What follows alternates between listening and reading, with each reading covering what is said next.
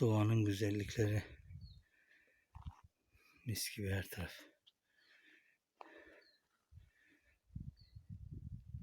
Şu güzelliğe bakar mısın ya?